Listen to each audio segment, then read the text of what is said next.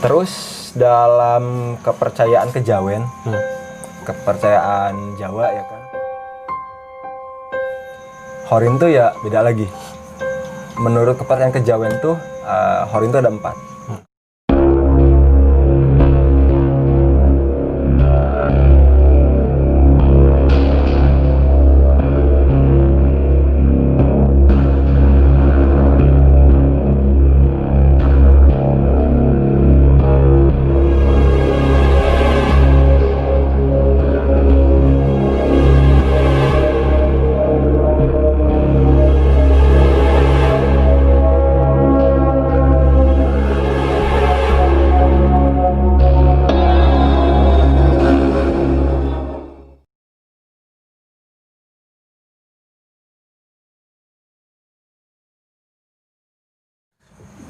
Nah, yang kedua ini kita akan membahas tentang Horin.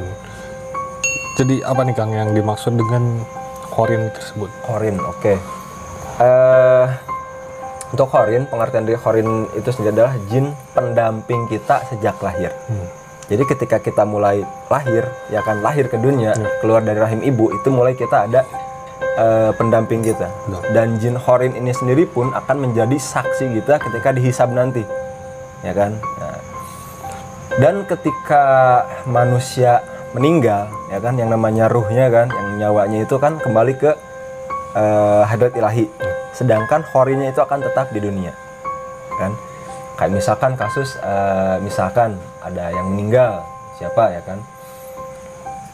Misalkan masih dalam 7 harian atau masih dalam apa sih namanya, tahlilan ya kan.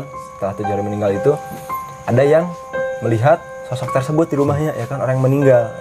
Itu bisa dipastikan mungkin 99,5% itu adalah Horinnya. Karena yang namanya orang meninggal ya tadi saya bilang ruhnya itu langsung kembali ke hadrat ilahi Robbi. Tapi beda lagi judul, kayak misalkan orang yang meninggalnya tidak wajar. Ada yang bilang kan kayak katanya selama 40 hari setelah dia meninggal masih di rumah, ya kan. Yang tidak wajar tuh kayak misalkan korban pembunuhan, kecelakaan, ya kan. Dan kayak misalkan yang bunuh diri. Tapi kalau untuk yang bunuh diri ini yang saya tahu dari kajian beberapa hari ke belakang dengan guru saya, untuk orang yang meninggal ini dia ruhnya ya masih ruh, bukan Horin. Ruhnya ini kayak yang bingung. Bingung kenapa?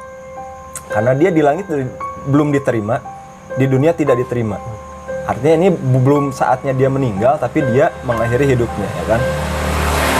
Dan bunuh diri sendiri pun ini adalah salah satu hal yang dilaknat dalam agama kita kan. Bahkan di seluruh agama pun sepertinya sama akan seperti itu. Jadi ya ketika misalkan, dan biasanya si orang yang meninggal pun ya kan seharusnya, kalau nggak salah, mohon maaf kalau salah, entah dalam Al-Quran, entah dalam Al-Hadis, itu orang yang meninggal bunuh diri itu tidak usah dimandikan, tidak usah disolatkan. Jadi langsung dikafankan, dikuburkan. Karena untuk disolatkan dan didoakan pun itu tidak akan menolong dia, tidak akan meringankan siksaannya. Karena itu adalah suatu hal yang dilaknat, ya kan. Makanya untuk teman-teman kayak misalkan yang apa istilahnya, depresi, untuk teman-teman yang mungkin sudah bebannya berat, jangan ngambil keputusan itu. Putusan yang lain banyak. Kayak misalkan kita yang jarang ke masjid lah, rasakan aura ademnya masjid itu kayak gimana. Mengadulah kalian pada Tuhan kalian. Seperti itu sih bagusnya. Balik lagi ke Horin. Apa mau ada yang tanyakan dulu? Nah, untuk Horin ya Kang. Tadi kan disebutkan bahwa Horin adalah pendamping dari kita lahir sampai kita meninggal ya Kang. Berarti tahu semua tentang seluk-beluk diri kita nih. Oh jelas. Yang namanya Horin itu bisa dipanggil apa enggak? Bisa, yang sudah meninggal bisa. Kayak kasus yang di video sebelumnya kan, kayak saya manggil almarhumah, yang saya panggil kan bukan ruhnya, tapi Horinnya. Yang saya interogasi kan Horinnya. Karena dia tahu semua, dia tahu semua cerita dari mulai dia lahir sampai dia meninggal. Kayak misalkan contoh kasus ya kan, ada pembunuhan di suatu daerah. Biasanya polisi akan lebih cepat menyelesaikan kasus pembunuhan daripada pencurian. Karena kenapa ya? Karena polisi pun biasanya kerjasama atau misalkan bertanya pada yang bisa ya kan, entah itu dia dimediumisasi atau misalkan orang yang punya sixth sense ya kan. Kalau saya bilangnya cakra keenamnya terbuka, bisa langsung komunikasi. Jadi dia tahu yang membunuh siapa, ngebunuhnya kayak gimana, modusnya gimana dan lain-lain. Makanya kasus pembunuhan lebih cepat selesai daripada pencurian. Nah, seperti itu. Dan untuk Horin ini sendiri pun ada beberapa kasus yang saya tahu ya kan. Termasuk ada teman saya juga sih yang kasus seperti ini. Mungkin di dalam agama Hindu atau Buddha ada yang namanya reinkarnasi kan. Orang yang terlahir kembali. Sebetulnya bukan terlahir kembali, tetapi si Horin, orang yang sudah meninggal, yang terdahulu, dia ikut kepada orang yang baru lahir tersebut. Ya kan, contohnya kayak misalkan apa ya? Misalkan raja-raja terdahulu ya kan, raja-raja kan banyak, ada Raja Mataram, Raja Pajajaran dan lain-lain ya kan. Ketika misalkan si anak yang lahir itu diikuti oleh Horin yang dulunya memang sudah meninggal, orang yang dia ikuti meninggal ya kan, Horinnya kan tetap hidup. Dia ikut ke yang baru lahir. Nah, di situ yang disebut reinkarnasinya. Jadi ketika dia besar, ada ingatan-ingatan yang muncul, oh saya dulu pernah di sini, dulu saya di sini nih begini ya kan. Terus ketemu orang yang mirip, oh dulu tuh ini tuh istri saya ya kan. Seperti itulah. Pokoknya ingatannya itu mungkin entah secara jelas atau secara pudar itu akan terbuka. Kayak misalkan tetap di satu daerah kan, misalkan orang Majalengka dulunya ikut lagi ya, jadi orang Majalengka lagi, dia ingat, oh dulu tuh di sini tuh bukan bangunan ini, dulu tuh ini, oh dulu tuh saya di sini tuh begini, kayak gitu. Jadi yang disebut reinkarnasi dalam Horin tuh ya seperti itu. Yang saya tahu ya, mohon maaf kalau salah, boleh dikoreksi di bawah. Oke. Mau nanya lagi nih Kang, jadi teman saya tuh kan emang bisa juga nih Kang. Nah, waktu itu bahaslah tentang Horin gitu kan, cuman lebih kepada sifat manusia nih Kang. Jadi sifat manusia itu kan ada hilafnya. Nah, pas ada hilafnya terus si Horinnya itu dipanggil, kemudian diinterogasi lah, kamu sifat jeleknya kayak gimana nih? Orang yang masih hidup. Orang masih hidup. Diinterogasi kayak gimana sifat jeleknya, kemudian diingatkan dan dianjurkan untuk tidak berbuat seperti itu lagi.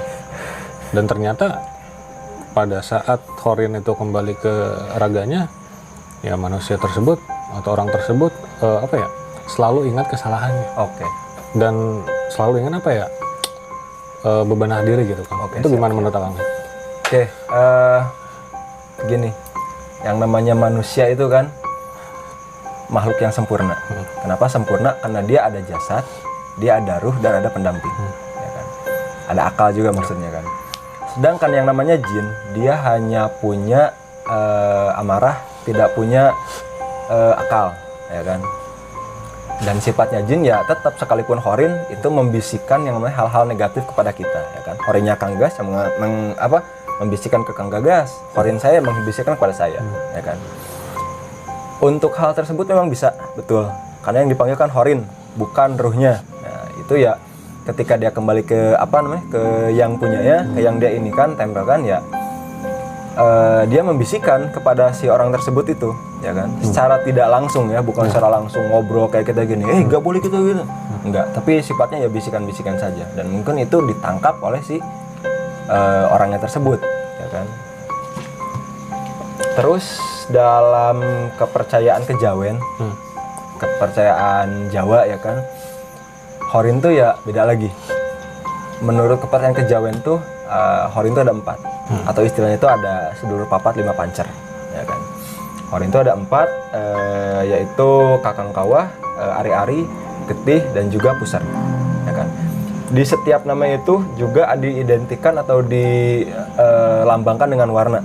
Kayak misalkan Kakang Kawah itu putih, terus apa tadi tuh, Ari-Ari kuning, terus Getih pasti darah ya kan, merah, terus Pusar itu hitam.